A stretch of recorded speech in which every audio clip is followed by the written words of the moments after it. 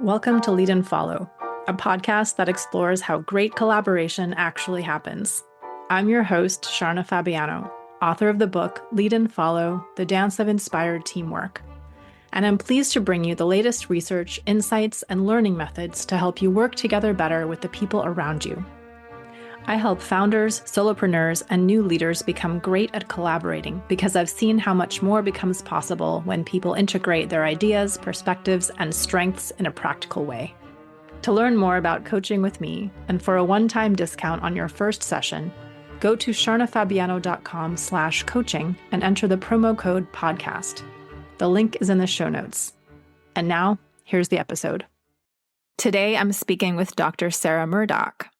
Sara and I met in graduate school at UCLA many years ago, where we shared a love for and a fascination with social dance and how communities express and create culture through physical movement. Today, we also share a fascination with a similar process of culture building, but within organizations, where the dance, so to speak, is more metaphorical. In particular, Sara is a specialist on the people and culture side of organizational sustainability, growth, change, and diversity, equity, inclusion, and belonging. She's worked with solopreneurs and giant multinationals, executives, and frontline staff, and everything in between. I'm really looking forward to hearing from Sara today on how she sees people and companies navigating power and leadership at this time of immense upheaval, and also how she sees the role of followership influencing our understanding of power and of sustainable cultures in general. So, Sara, welcome to the podcast. Thank you so much, Sharna. Lovely to be here and to see you. You too. I want to start by just asking you to share a little more about your current work and maybe how you came to be doing what you're doing. Absolutely. So, as you alluded to, I actually began my career many, many moons ago, another lifetime, on the stage, right? I started out in the performing arts when I was a lass. And through that process, I learned quite a bit about crafting something from the ground up, right? Sort of what it means to go through a creative visioning process, to sort of structure that process, to organize humans around that process, and to kind of adhere to a vision while at the same time creating quite a bit of adaptability and flexibility within that vision. So little did I know that the life of a sort of choreographer performer would end up being quite similar to the world of business and management. You know, I hadn't grown up thinking like, I'm here to be a leader. You know, there wasn't anything that concrete, but it's how I sort of found my own leaderly capacity.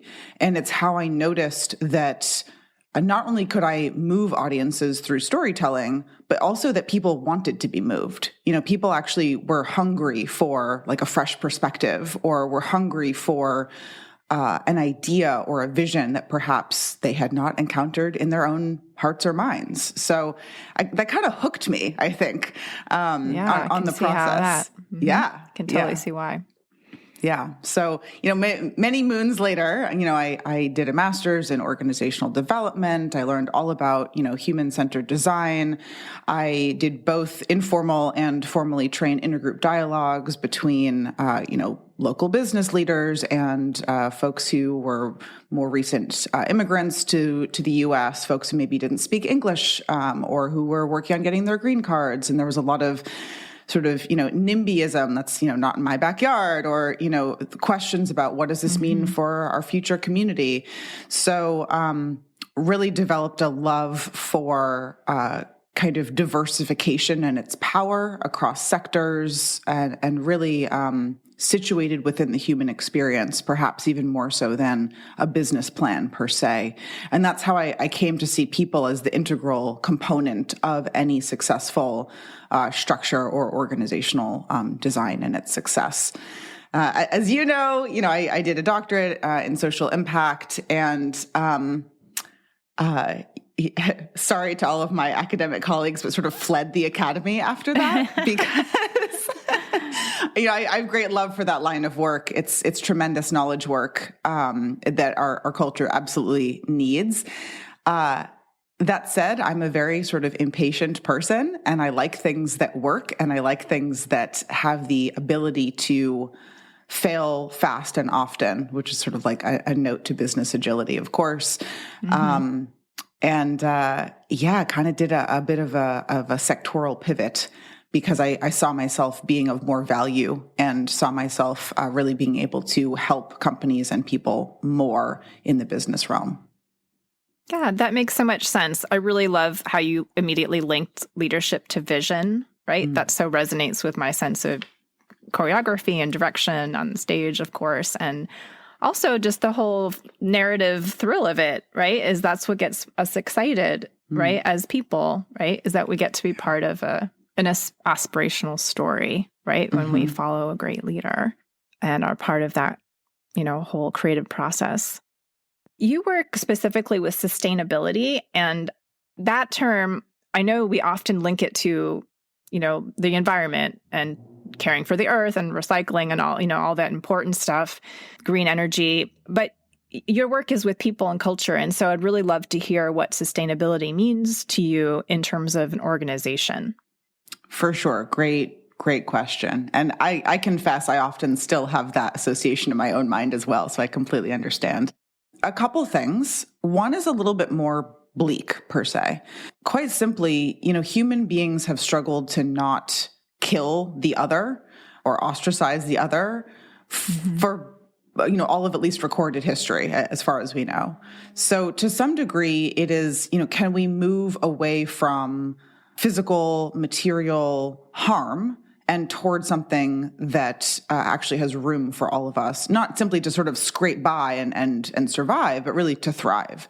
So when I think about sustainability, perhaps the overlap with folks who, are working with, climate change or, limiting CO2, or whatnot, the overlap really is still like a life or death situation in my mind. There's something very kind of raw about it, you might say.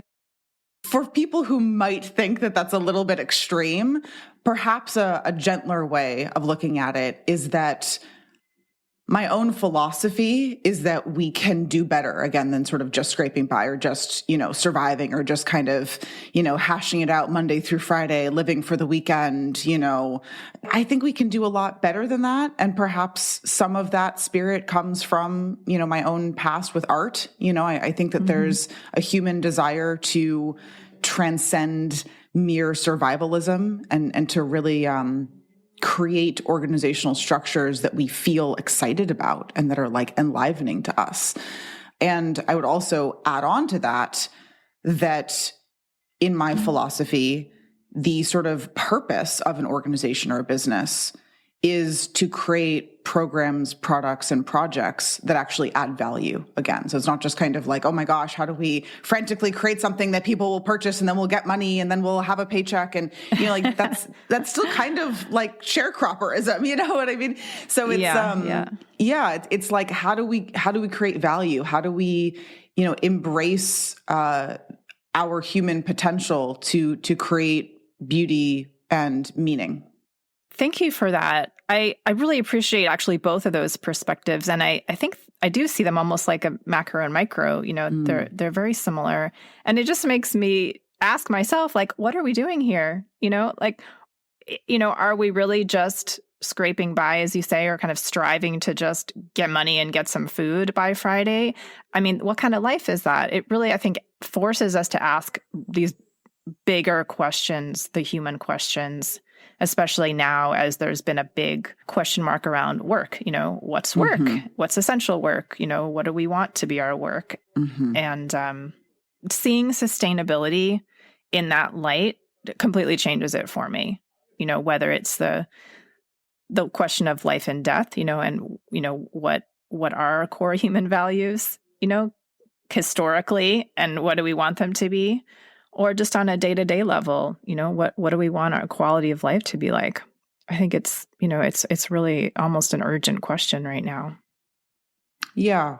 Quality, the question of quality is a lot of what drives my work on a sort of very foundational level. I reflect on that a lot. And to be clear, like I use it to sort of guide my own work as well. Again, if I'm failing to add value or if I'm failing to cultivate a sort of baseline, at the very least, a baseline of quality, like I pause and step back. I'm like, what am I doing here? What's the point of this project or what's the point of this engagement?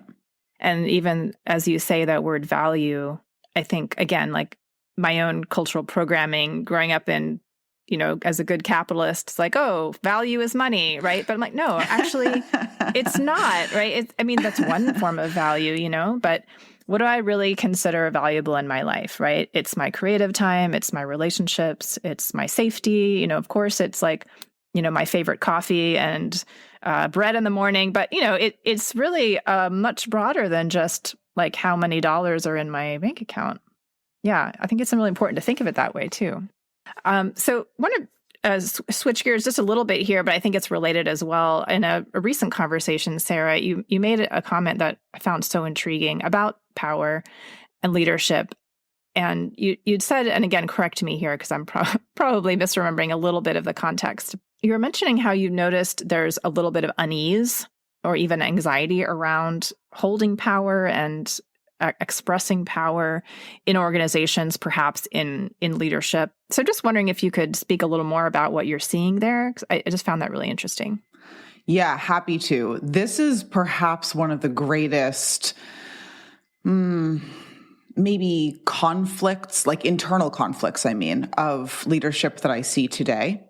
So, I can give a couple examples to make it a bit more tangible, but sort of broadly speaking, I think because of the cultural moment that we're in, everybody's sort of, finally decided that like inclusion or diversity is a good thing. There's this like almost over eagerness to perform or to demonstrate like, hey, I'm on your team. It's almost a little bit, if you think of like the trope of the parent who's like, I'm not a normal mom, I'm a cool mom. It's kind of like that a little bit, where it's like, I'm not a normal boss, I'm a cool boss. And there's sort of this, this notion that if the boss is like separate from the team, that they're a bad boss and like maybe a bad person too. That's sort of more of like that kind of, whip cracking robber baron who, is just trying to like extract value from their team. And so to not be that, we'd better sort of overly launch into this like, yeah, you can stay up your bedtime and eat as much junk food as you want. Again, the metaphor isn't perfect, right? But kind of. Right. Yeah. So in practice, what that sometimes means, and, again, I'm thinking of a very specific situation that I observed when I say this, but you probably don't really need this example. I'm sure a lot of folks have seen this. It's the boss who kind of shows up to a meeting and is like, hey, folks, so this is a safe space. Now share. And it's like, whoa. Okay, hold on. That's not how safe spaces work. Okay. Right. Yeah, this is about actively building and demonstrating more than using words, demonstrating through consistent, loving action over time that they have your back, that not only do they not penalize, people with different ideas or pushback, that they actually reward, embrace, compensate, and are like excited about it, that they themselves have the skill set to receive that, right? That it's like, oh my gosh, thank you for challenging me. Thank you for showing up with your full breadth of ideas, even if I think most of them are terrible. Like that's almost not even the point, right? So, and I'm thinking of actually a different meeting that I observed where the person did sort of recognize like, okay, I realize that perhaps some of the ways in which I've been leading our meetings has been a little bit rote or maybe hasn't had as much room for feedback. So, we're going to start these like weekly feedback sessions. But again, they hadn't really thought through their part of that. And, to your point about leading and following, like they hadn't thought about like, well, then what other dance moves do I need to learn? Right. Like exactly. Yeah. It'd be sort of like if you step off the dance floor and then you tell your follower, like, we're going to do this different routine, but then you don't actually lead it at all. You just lead the same routine that you've been leading previously. And I apologize because I think routine is like a overly simplistic word. It's all good. It's all good, Sara.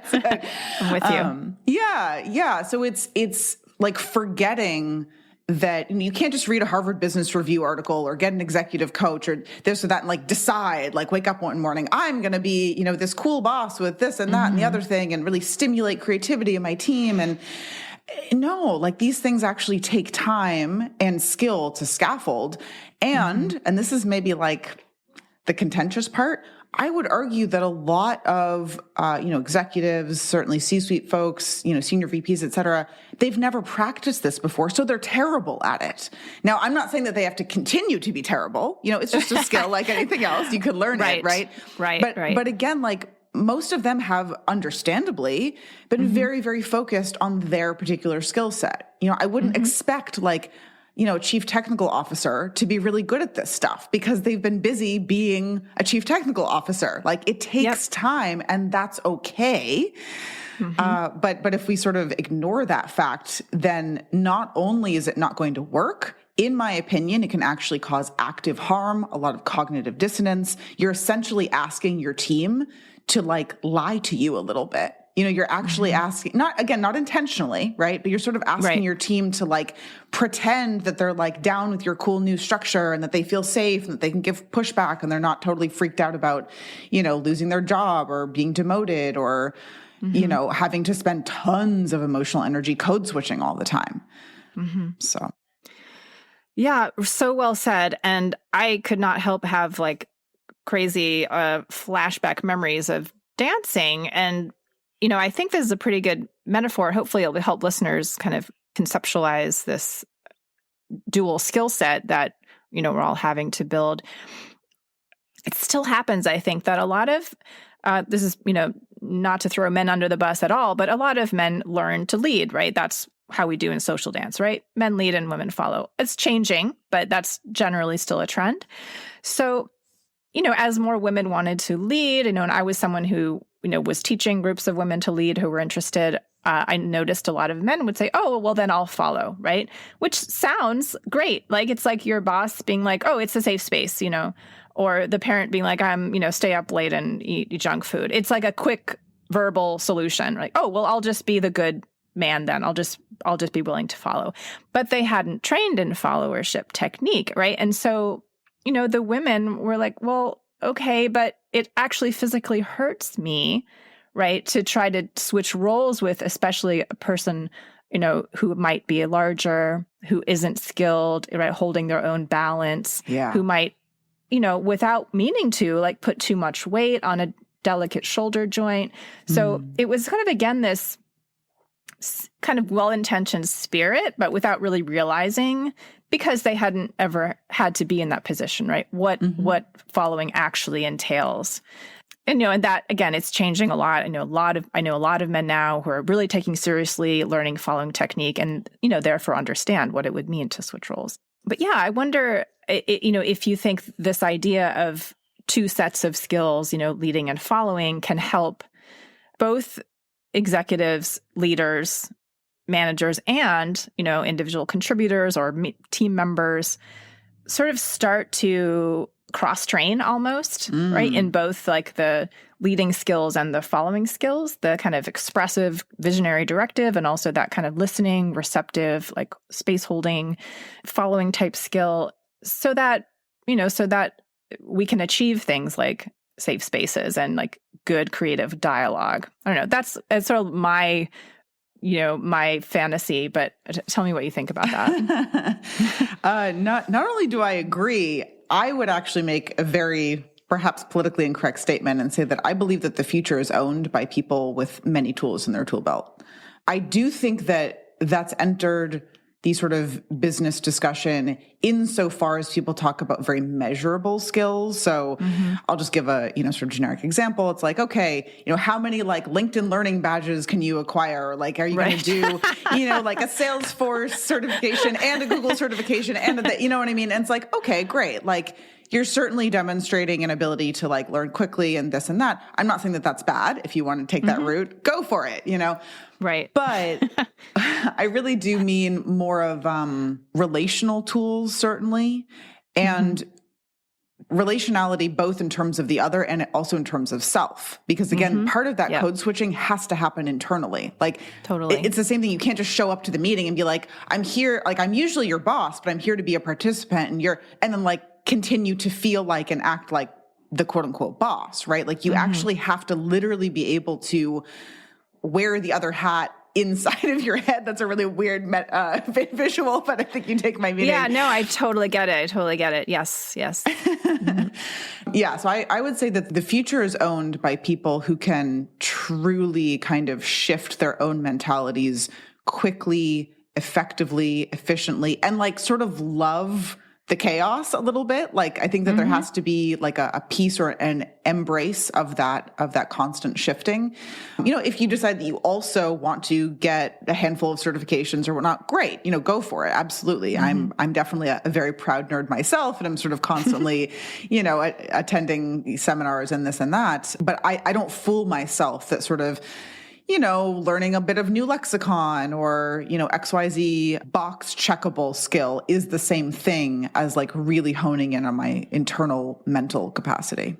Yeah, I think that's a very, very important distinction. And I even, I wonder if we could even go a little deeper on that. I love the somewhat unusual metaphor of the internal hat, and, right. At the risk of appropriating the term, right, code switching, it does seem kind of a useful way to think about switching roles between leading and following. It's not so much we're code switching like between identity groups, but it Correct. Is a different way of being, right? Yeah. That you must embody and internalize. And it's a relational skill set, which I'm not sure it's not measurable, but not measurable like in the same ways, That's a very fair point. I'm sure that it is measurable. Yeah. I just haven't actually figured that out yet. So if somebody else has, like, please let me know. Yeah. Shout out to all of the qualitative researchers out there. Right. Let's develop some unconventional measurements for relational skill building. I love it. And thank you for kind of clarifying that. Yeah, I definitely don't mean code switching in terms of like demographic identity. I mean that like internal story, right? Like I'm showing up to this meeting with sort of XYZ, purpose in mind. That's really what I'm getting at there. So thank you for clarifying. Yeah. This idea of psychological safety that you used as an example is just one of those things that we're talking about so much right now.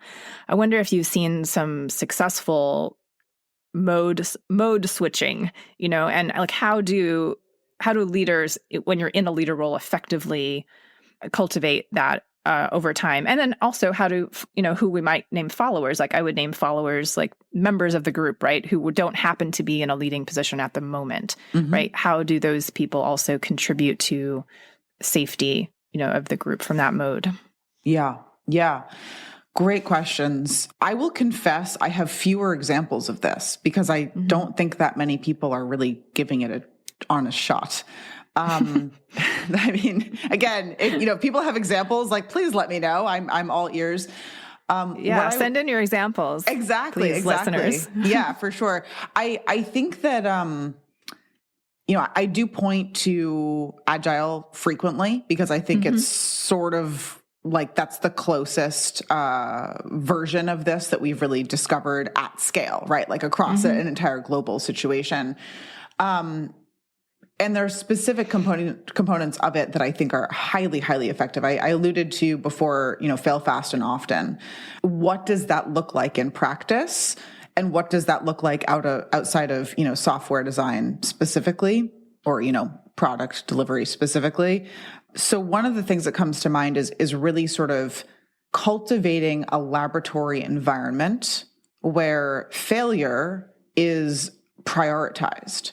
So like, it's not even like, oh, we're not going to penalize you for failing. It's actually like your job is to show up and fail a lot because each of those failures, yes, because I mean, that's literally what's required. Like I'm not making this up to sound like, contrarian, like that's actually what's required to figure out what's functional. So reframing the word failure to be like a really valuable skill and like action step that can and should be taken toward figuring out functionality, partially because when we do figure out what functions, that's not going to last indefinitely, right? So like part of the reason why failure is so crucial is because then, okay, so yeah, you ship that product or, that project launches and it goes, well, great, awesome, let's celebrate. Not trying to take away anything from that. Like, let's have a big party, come together, yay, celebrate, love it.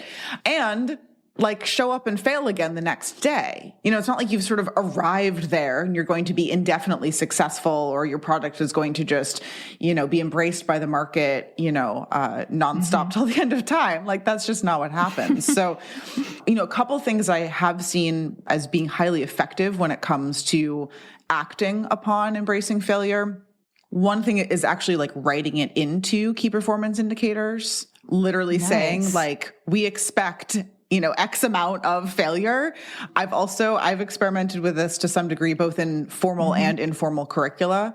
I did this board training once where, everybody was sort of expecting that their takeaway activity between session 1 and session 2 was going to be, I don't know, like figuring out some case study that they could come in and show this incredible, money-making success. No, I told them that their job was to go home and fail horribly at something and then to notice how they would respond to it. And they thought I was kidding even when I announced it. They're like, oh, we get it. And I was like, no, really? Like, you have to practice. You have to practice. Fall off the bike and get back on again and see, what was it like to fall? How did falling feel? How did you cushion your fall? How did you make sure that the fall didn't incapacitate you? How did you get back up? Did you do it slowly, quickly? How did you respond to people around you who maybe rushed over and tried to turn it into a problem or a bad thing? How did you say, no, I'm good. This is great. I'm celebrating. I found a way, to not proceed. So now we can kind of let that go. Writing it into key performance indicators, also like compensating it. Literally saying, if you're not trying enough, if you're not taking a stab at something enough to fail fast and often, we're going to assume that you actually don't have the ability to do this role in the way that we really need you to. And we're going to have to, revisit compensation, not in like a scary way, but in a like, no, really, this is valuable. So I think I've kind of made my point there. So I'll pause for a moment, but the point is we have to move beyond rhetoric, right? Like we have to actually showcase that a laboratory environment is the way forward if we're going to, create something that's cutting edge, if we're going to sort of shift this paradigm away from, correct versus incorrect. Yeah, that's a great example. And I mean, it's an example of putting your commitment into not only like the verbiage, but the job description, right? It's like, no, this is what we're paying you for. So you're aligning the salary with the words, with the outcomes, and that, it then requires on the part of the employee, I think, like bravery and boldness and creativity. And those things I would all put in that follower bucket, right? If you think of the following dance partner who's sort of stepping into the space that they don't know what's going to be there, but there's a lot of energy, right? And just boldness is the word that comes to mind, right? It's like willingness to fail, willingness to go through that experience. You described it so brilliantly, the falling off the bike and what happens to you, what you're feeling at the moment. How do you get back on? How do you deal with the others? Like that's a very gritty, kind of real, visceral experience that we have when we're working, on any new innovation. And I totally behind the idea of making that a practice and valuing it. Love it. You mentioned also that, part of this work that you do in sustainability is, I think, almost necessarily involves the diversity, equity, inclusion, belonging piece, which is, again, kind of one of these big areas there's a lot of research around right now. But you mentioned this kind of is almost like a subset of power, or it comes into the discussion of power and power sharing, between leaders and teams. Could you speak a little bit more about that, just how you're thinking about that right now? Yeah, for sure. So one element of this is that I'm a little unpopular for this, to be totally honest, but in my experience, observation, and sort of, keeping abreast with the literature, diversity, equity, inclusion, and belonging, as we often discuss it sort of in North America, is a very North American construct. That doesn't make it bad, mind you, but there are sort of different discussions around DEIB, in different corners of the world. And again, I'm not saying, I'm a DEIB, practitioner and people pay me good money for it. So I'm certainly not trying to throw it under the bus, but I think seeing how it exists in North America as compared to other parts of the world, that's really how I started to see it as existing within this power umbrella. And I say that also because each of the sort of constituent pieces, right? Diversity, equity, inclusion, belonging. Some people also throw J in there for justice. We've got a bit of a word salad going on. But each of those constituent pieces points to a different element of power play. It points to different ways in which individual leaders, teams at large, and sort of, certainly overall organizations and businesses kind of construct and self-design to prioritize certain agendas and deprioritize others. A guiding question that I frequently use for myself is what and who is being served. And to me, that is a great sort of launching off point. It's definitely not the finish line, right? But it's sort of a place for us to kind of begin and orient and to say, okay, this team structure, this way of working, this way of having a team meeting, this way of, designing our organizational culture, what and who is that design serving? Then we can start to kind of, pull out each of those. I actually do have like this funny visual in my head of like piano keys, which is weird because I don't play the piano, so I don't know where it came from, but it's like, you can kind of like tinkle the diversity note, right? And you can kind of like tinkle the equity note and sort of see where each of those pieces of the puzzle, is sort of located within that question of what and who is being served. So to make this a little bit more tangible, because that's like very 30,000 foot view, a lot of folks are very, very concerned with headcount, talking about the number of, female identifying, or the number of queer identifying, or the number of veteran, or the number of Latinx, or the number of, Black/African American. Like there's sort of this obsession around counting. And to me, it is a complete distraction. To me, the skill of diversity is really around asking like, what worldviews, what lived and walked experiences, what sort of cultural backgrounds and mindsets, what places and geographies of origin, what sort of ethnic aesthetics are present and what are not present, and recognizing that the more sort of heterogeneity, right, or the more sort of range, if you will, of each of those components that we have on the team, that we have in the room, our programs, products, and projects are going to be infinitely better. So it's, certainly that can frequently look like demographic markers such as, people of color, women, ability, et cetera. Absolutely. There's quite a bit of overlap.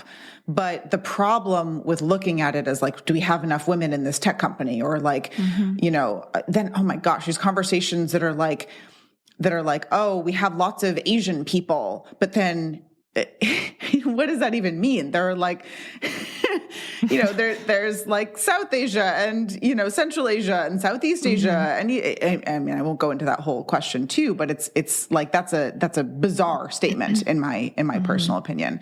So thinking of diversity itself as an opportunity to cultivate, again, that laboratory environment where we're bringing extraordinarily disparate worldviews and experiences together.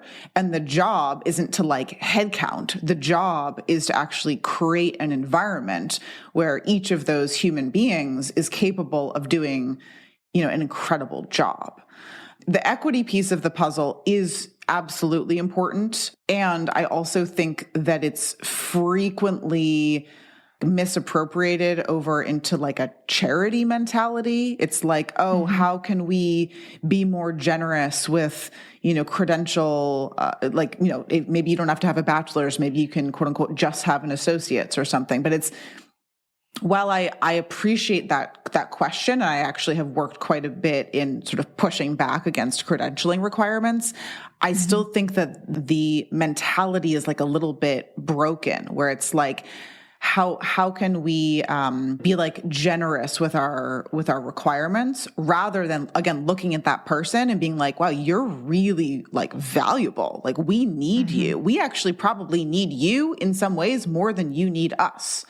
And I think that that's kind of where that power dynamic comes into play. So it's moving away from that like charity frame of mind into that like, holy moly, like we don't have enough people who didn't go through a standard bachelor's program. We don't have enough people who, grew up with a completely different aesthetic sensibility. We don't have enough people who speak 4 languages because one grandma spoke one and other grandma spoke another. They learned English at, starting age 15, and their brain practically works differently than mine. Like, wow, we really need them. Like, that's going to be an incredible asset to our team.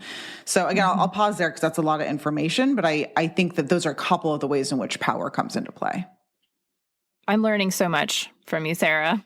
This is clarifying a lot in my own mind. And I particularly like that you've separated those 4 or 5, things that tend to get clumped together. Because I think the more we just say like DEIB and like all these things at once, we forget that individually they do have their own meaning. And also so appreciate the global perspective, right? Because we can be so insular, here in our United States world, and even, within that, like our sub little bubbles.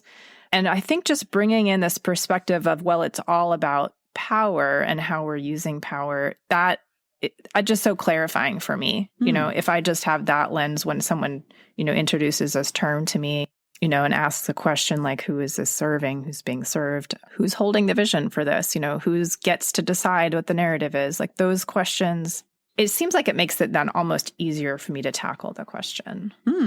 Good. Okay. My job here is done. Yeah. I'm leaving now. No, I'm just kidding.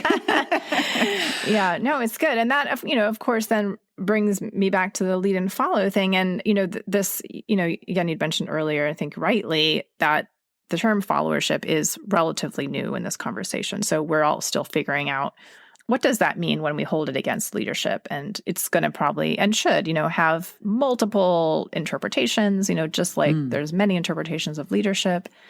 But I can't help wonder because, especially coming from the dance perspective, it is about sharing power, right? Like if you acknowledge the follower when you're leading, then that necessarily changes your perspective and changes the way you conceptualize your own role. Like if that follower is equally as valuable as you are, right, to the partnership, then you relate to them differently. And, similarly, if you look at someone who's potentially joining your team, right, who is valuable in a different way than you, then that might change how you lead that person. I don't know. I'm going out on a limb here a little bit, making the link between, the diversity, equity, and the leading following. But I think they're both interested in power and power sharing. Yeah. So to acknowledging that this is all still unfolding conceptually, do you have any thoughts kind of surfacing around that? No, 100%. I mean, to use sort of one more extreme example,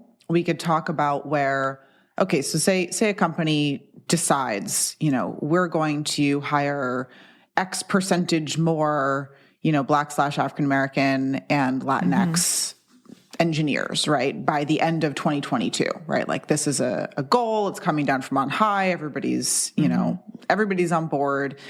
Okay, then what happens once they're hired? Now, this is not a claim that like Black/African-American people or Latinx people are like ridiculously different human beings that like require totally different, skill exactly. set. Right. No, I mean, that would be preposterous. But what I'm trying to say here is that assuming that you're going to hire a whole bunch of anybody for that matter, if there's no consideration around how that influx of talent is going to be actively designed for in meetings, in brainstorm sessions, again, in the ability to fail fast and often, and in delivering new products, et cetera, you're setting your company up for some pretty big, painful realizations. And you're also not equipping your new team members for success, which is pretty irresponsible. And it actually goes so far as to say, like, don't hire if you're not ready to do that. Like full stop, just don't. Like you're going to do more damage than good. I don't mean forever and ever, right? But like clean your house first, before asking your guests to come and wade through your trash cans or something. So, inclusion is complicated because it it does tend to be associated with like, okay, to be culturally responsive, we're going to like put Kwanzaa on the calendar, or, we're going to like Right. call Columbus Day Indigenous Peoples Day. Like, it tends to be a little bit surface level. It tends to be more about policy. It tends to be a bit more on paper. Another great example, and this related to some sort of internal organizational policy change that I helped with, was around parental leave too. Really extending that to people who might choose to adopt or to foster. Also ensuring that people of all genders were included, partially to make sure that queer couples were able to take advantage of that piece of the compensation package. And then also, that dads were getting just as much time as moms, et cetera. And that's great. Like, I'm glad that work happened, but that's also like, again, a little bit sort of surface level. It's on paper. It's a bit more about like, how are we going to ensure that we have procedurals so that we're not sort of making this choice with every single couple that's having a kid? Because that's sort of like, that's not very efficient. But then we get into the belonging piece of the puzzle, and that's where the emotional labor really comes in. That's where we start seeing people like have an experience where they feel like they can grow and thrive. They feel seen. They feel like they're actually, adding value. They're developing a vocation or a career versus like punching in, punching out, or versus sort of like placating the boss so that, hopefully they'll keep their job. So I'm not sure if that actually answers your question, to be honest, but that's a bit of how I sort of chunk those pieces of the puzzle out. And in terms of how it relates to power specifically, it's not politically correct, I don't think, but it's in part because it's divorcing the human experience from what a boss or a company often thinks is the question. Like, they think the question is, we don't have enough X type of person, but that's like fitting people in like a widget. You know what I mean? Like, that's never the question, really. The question is like, how have we designed our organizational structure to embrace and to equip, or to, require people to kind of like shove themselves in and like hyper conform. There's always like a little bit of sort of norming, right? I get that. But a bit of norming is different from like, a hyper configuration where you're like, oh, I'm gonna get myself in. Yeah. It almost like brings me back to your point about failing and failing often. There, just like in dance, there's this tension between planning, right, and policy, and you want to have some sort of structure, right? But you can't just say that's it. You can't do the policy and think you're done. There's always adjusting, revising, responding to what actually happens in a dance or in a team or in a company. Like, okay, you hire those people, you set up some policies that, set some basic terms of inclusion. However, then those real humans are going to have an experience within those policies, and the leadership then has to react to that, has to respond to that continuously, I would think, right? And maybe that's the harder part to pin down. Yeah. Because it's unknown, right? It's like by nature unpredictable. You can't just decide, okay, by next year, we're going to have a total belonging company, right? It's just going to be done. Yeah. It doesn't work that way. It's inherently a little bit of, improvisation and like kind of, a surrender to the unknown, because it's about interacting. Absolutely. Yeah. And I'll keep this brief, but one of the examples that I would give, and this might be an example that a lot of our, tech colleagues and sort of more like matrix type organizations tend to have a lot of, like unlimited PTO, like those types of things. So right. I'm sure that this is not the only example. I'm sure people can come up with their own, but a woman who I was speaking with fairly recently who was trying to, she was literally about to have a baby, right? And she was trying to take her maternity leave with her PTO. And she was actually pressured by the VP that was sort of, responsible for some of the projects that she was helping with to not take as much, maternity leave as she wanted. Now, is that evil?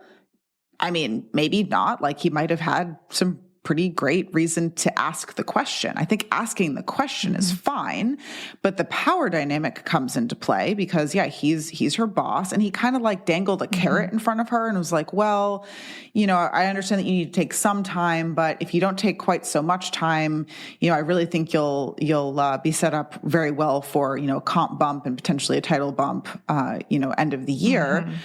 And in my opinion, that's a pretty lousy way to go about it. It's really sort of putting like the individual sovereignty and like her needs as a human being in like at odds, right? With like his decision around what their team needed. Now, if he had gone in and said like, I totally get it, I would love to just have an honest conversation with you. I'm feeling some anxiety about this project, and I'd really love to just kind of workshop with you. Like, I want to honor your needs, and I would also love to workshop with you. Help me understand how we can really make sure that this is set up for success in the 2 months that you're going to be out of the office. Like, I'd really love some thought partnership with you. Like, that's a completely different conversation than like, well, I guess you could take that time that you really need, to have your kid and this and that. But, I don't really approve, wink, wink, nudge, nudge. And I can kind of dangle this carrot, if you sort of, curtail your own kind of individual needs for the sake of the team. And I mean, unfortunately, this example is like kind of crappy because it has a sad ending, right? Like she decided at his behest to take less time than she wanted, and she wasn't given the promotion, right? So it's like, this is sort of a lose-lose situation. I don't think it needs to even be that dire, right? It's like, we don't need to have like a more extreme example like that. We can simply want to do better. Like, I think that's a perfectly reasonable imperative. Yeah. And I actually really like that example because it perfectly highlights, at least, in my mind, all of the lost possibilities that might have come from the second conversation. Yeah. Right. Like in the first conversation, you have someone, you have the person in the leader role saying, well, I just know best, and I'm going to coerce this follower to do what I think is best. But, then the second conversation where the leader acknowledges, I don't know what the answer is. I trust that the dialogue can produce a good answer. Then there's like, 500 possible new outcomes, right? Which might be even better than, which actually are likely to be better than, the initial one, because it comes from a more complex process, right? A more sustainable process, a more equitable process. Yeah. I think it's super clear. And I support the second conversation, not only because it's more humane, but I think because it's more effective. Exactly. No, 100%. I think you're spot on with that. It's a lot of this, like the humanity and the efficacy are like 99% overlap. I'm sure we can come up with, again, some, maybe, out in left field examples where maybe they're at odds. But yeah, that's the thing, is like, having that collaborative process and having something really be like a genuine discourse about what's best for everybody, what's best for the team, what's best for the project, like that also invites and challenges everybody to kind of step up into their, best self and into whatever they can offer as well. I think that is a great note to land on, Sara. And just want to ask you, where can people learn more about you and your work? And, what's happening with you right now? Yeah, thank you. I am a very lucky human being. I get to work with a whole bunch of wonderful companies, some of which I do on my own. I also work with a number of sort of high-touch consultancies as well, oftentimes these days in a sort of DEIB capacity, but it's also frequently sort of organizational development, leadership development, et cetera. I'm being a little vague because I have a couple superb projects that I'm not quite allowed to talk about yet. So I would definitely say sort of stay tuned. Those are going to unfurl in December and kind of January of this year. So I'll spill the beans as soon as I am, allowed. Okay. Well, we'll let you have a little bit of your mystery there, and I will put Sara's website, LinkedIn, contact in the show notes. And Sarah, do you also want to share about your podcast? Oh, thank you so much. Yeah. So I am, I guess, the co-host now. I sort of actually started as a guest and sort of graduated, I suppose, into being a co-host on the Road to Sustainability podcast. We are essentially the kind of think tank R&D hub of a startup called Nevilab Technologies that's based over in Tel Aviv and also works across Paris and London. And our objective over there is really to look at sort of ethics within business culture, and particularly in relationship to tech and a lot of kind of emerging ways of thinking, doing, and being in the world. So check it out. Very cool. Very cool. Thank you so much. Road to Sustainability in the show notes as well. Sarah, it's such a pleasure. Thank you so much. My brain's expanding. So I really, really appreciate your insight in the dialogue, and let's keep it going. Absolutely. Oh, such a pleasure, Shauna. I really appreciate you. Thank you so much. You have been listening to the Lead and Follow podcast. Special thanks to Glover Gill for composing our music. And a huge thank you to all of you who support the show. It really means a lot. If you enjoyed this episode, please share it with a friend or consider joining the Lead and Follow fan club for as little as $3 a month. There's a link at the bottom of the show notes.